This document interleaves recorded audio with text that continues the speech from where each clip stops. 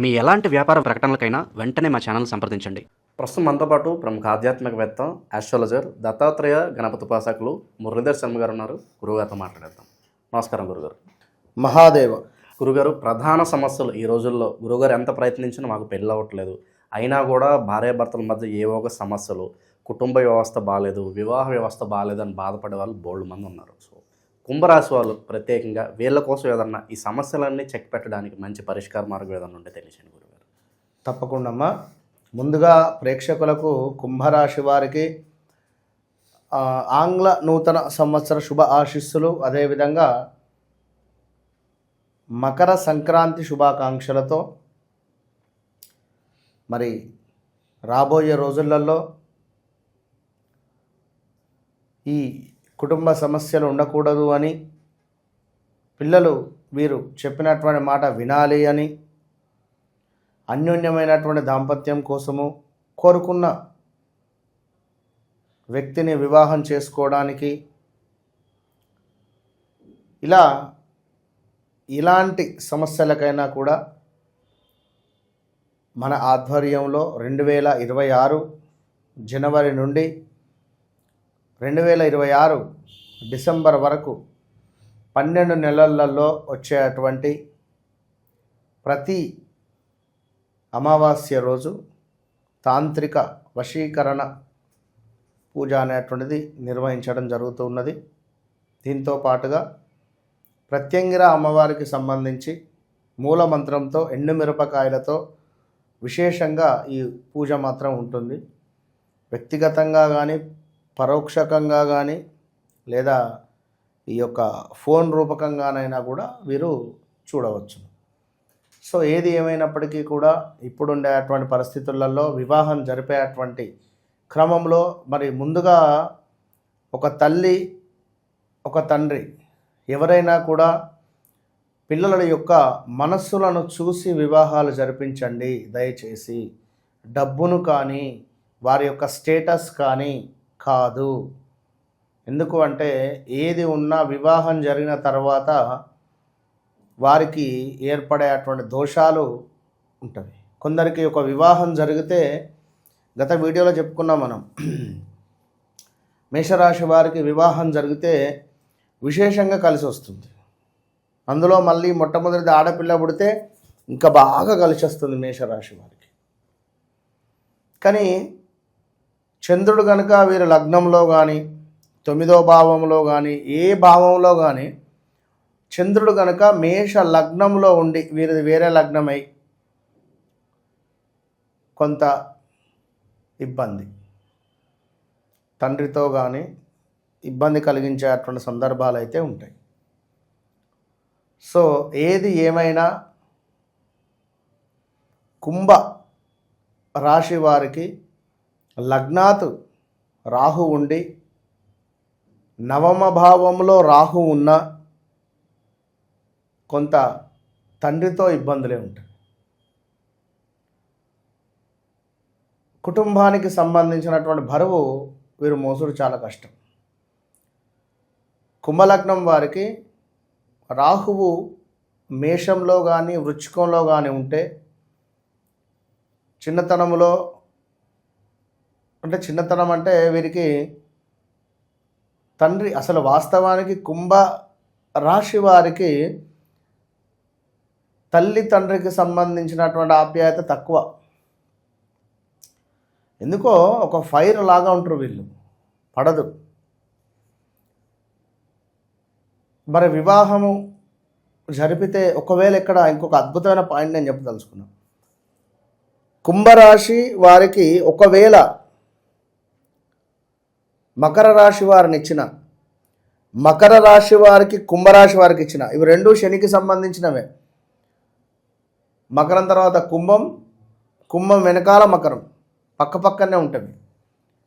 మకర రాశి వారికి కుంభ రాశి కానీ, కుంభ లగ్నాన్ని కానీ ఇచ్చినట్టయితే డబ్బు ఉంటుంది అధికంగా, సంతానం మీద దెబ్బ పడుతుంది. మళ్ళా సంతానం ఆలస్యం అవుతుంది. 9-10 సంవత్సరాలు, 12 సంవత్సరాలు కూడా వెయిట్ చేయొచ్చు. ఇక్కడ మకరం అంటే మోస్ట్ ఒక ఈగో,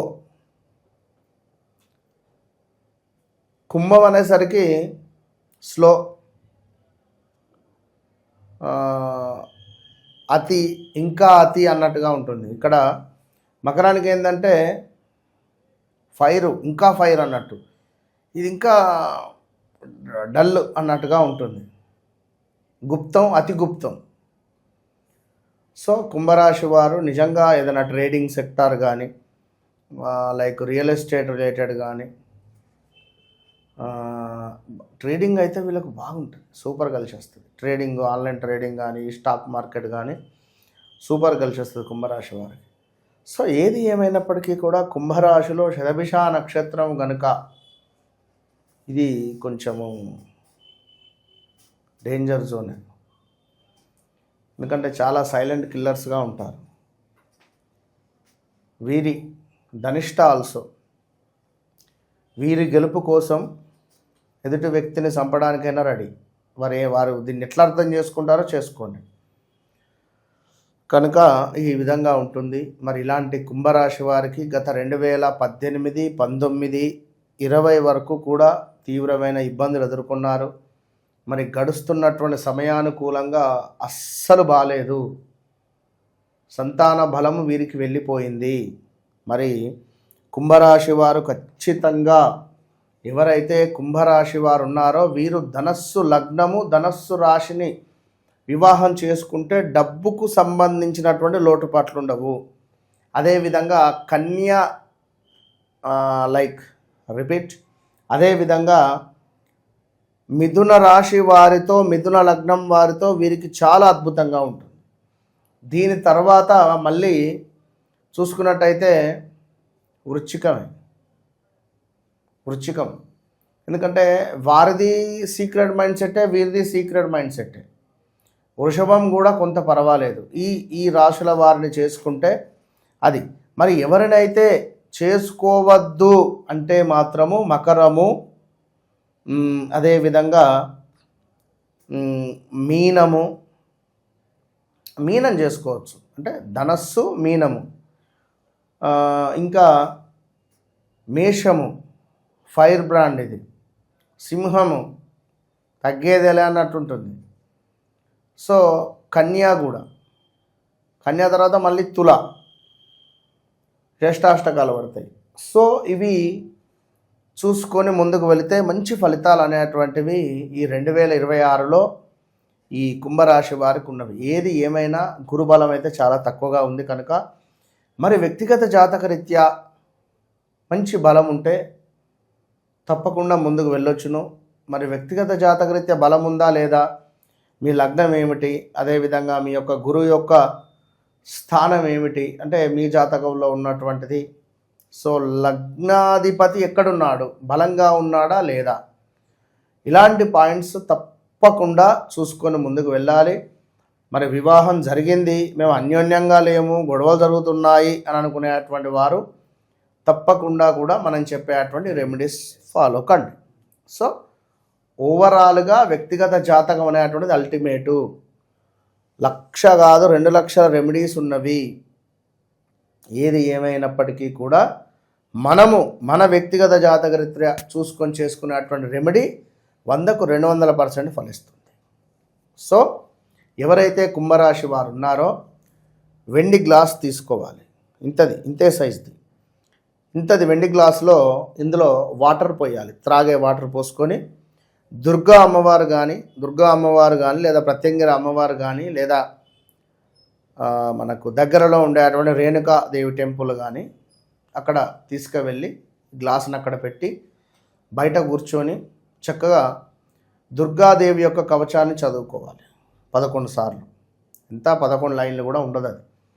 దుర్గాదేవి యొక్క కవచాన్ని చదువుకొని ఆ నీటిని తీసుకొని చక్కగా ఎవరైతే నాతో అన్యోన్యంగా ఉండాలి అని అనుకుంటున్నారో, ఎవరైతే నాకు వశం కావాలి అనుకుంటున్నారో వారి పేరును చెప్పుకొని మనసులో చక్కగా కూడా వారి పేరును మనసులో 12 సార్లు ప్రొనౌన్సియేషన్ చేసుకోవాలి. ఈ వేలును ఆ నీటిలో పెట్టాలి, పెట్టి వారి పేరును 12 సార్లు అనుకోవాలి మనసులో. అనుకొని స్వాహ అనుకోండి, మనసులో అనుకొని కురుకురు స్వాహ అనుకోండి. కురుకురు స్వాహ అనుకొని చక్కగా కూడా నీటిని తీసుకువెళ్ళి వారికి ఇచ్చేయండి. మీ భర్తలు కానీ, మీ భార్యలు కానీ, మీ గర్ల్ ఫ్రెండ్ కానీ, మీ బాయ్ ఫ్రెండ్ కానీ. ఇదే గ్లాస్ తీసుకొని పోయి ఇస్తే వాళ్ళకి అనుమానం వస్తే కనుక ఏదైనా వాటర్ బాటిల్నో ఎట్లనో ఇక మీ తెలివి తీసుకువెళ్ళి ఇచ్చేయండి.